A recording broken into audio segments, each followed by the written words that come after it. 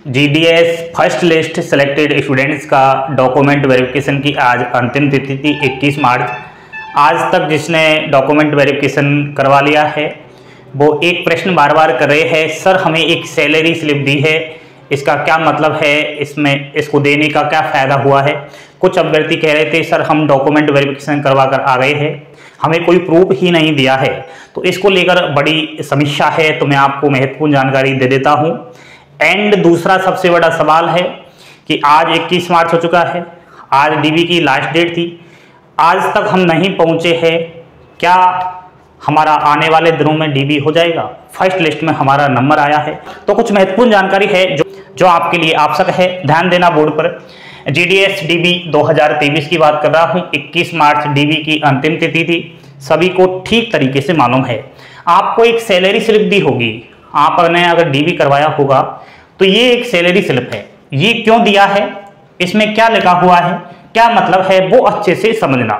दोस्तों एक लाइन इसमें दिखाई देगी आपको, डीबी के बाद दिया है एसएससी सर्टिफिकेट टैलेड। टैलेड का मतलब जानते हो ना, हिंदी मिलान, यानी कि जो आपकी एसएससी सर्टिफिकेट 10th की जो मार्कशीट है उसको मिलान किया जा रहा है। किससे?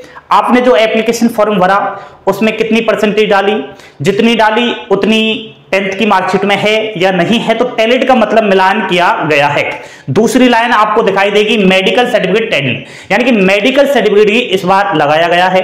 ठीक है, डीबी के टाइम आपने दिया होगा मेडिकल सर्टिफिकेट, तो उसके बारे में बोल दिया है। ठीक है, इसका भी कहीं ना कहीं जांच हो चुकी है और एक्सेप्टेड ही कर लिया है। ठीक है, 10th की मार्कशीट वगैरह दोनों मेडिकल सर्टिफिकेट एक्सेप्टेड कर लिया है।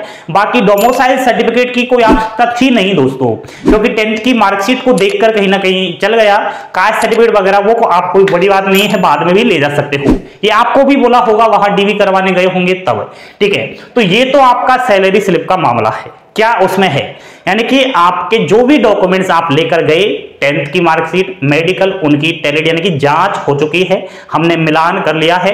अब आपका जो है एक लाइन और लिखी हुई है, यूर कैंडिडेट्स इन एक्सपेक्टेड, यानी कि आपका जो है डीवी एक्सेप्टेड कर लिया है, सक्सेसफुली हो चुका है, जो भी आप डॉक्यूमेंट्स वो लेकर आए हो।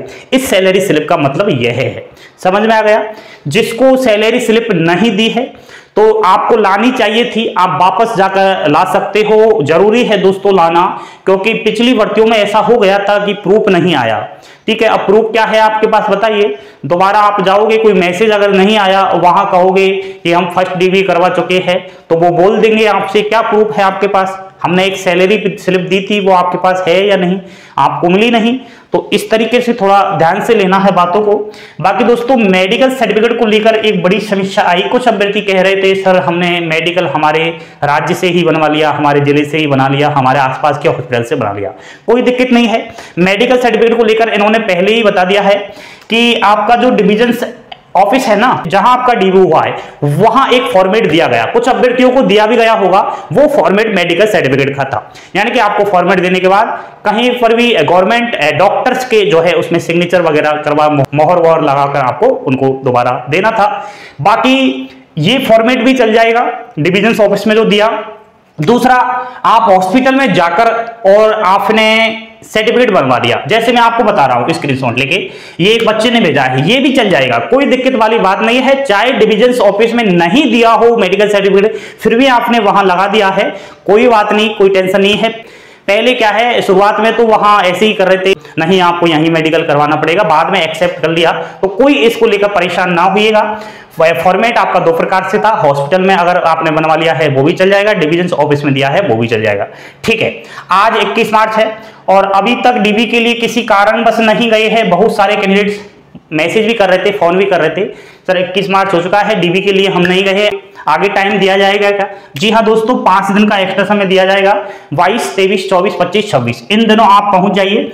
ये इनकी लास्ट डेट है। फर्स्ट लिस्ट में जिसका सिलेक्शन हुआ है उनके लिए अंतिम मौका है, इसके बाद कोई मौका नहीं मिलेगा। इसके बाद अब सेकंड वेटिंग लिस्ट जारी होगी। ठीक है, आपका जो है सेकंड डीबी होगा, जो फर्स्ट डीबी करवा कर आ चुके हैं उनको जॉइनिंग वॉर्निंग की प्रक्रिया चालू हो जाएंगी।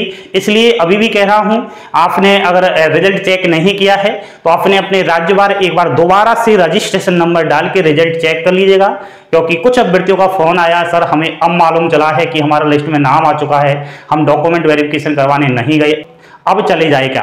बिल्कुल जा सकते हो। 26 मार्च तक आपको अंतिम तिथि है, क्योंकि 5 दिन का एक्स्ट्रा समय दिया जाता है, 10 दिन ये पहले लेते हैं। ठीक है, तो ये के बारे में मैंने आपको बता दिया है, बार बार परेशान ना होइएगा इसको लेकर। इसमें और कोई बड़ा नहीं है। अब आपका सेकंड जब डीवी होगा ना, मैसेज आएगा आपके मोबाइल फोन पर।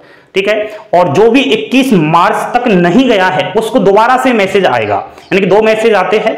तो दोबारा वाले मैसेज में यही आएगा कि एक्स्ट्रा आपको 5 दिन का और समय दिया जा रहा है, आ जाइए, वरना 5 दिन के बाद कोई आपको जो है छूट नहीं दी जाएगी।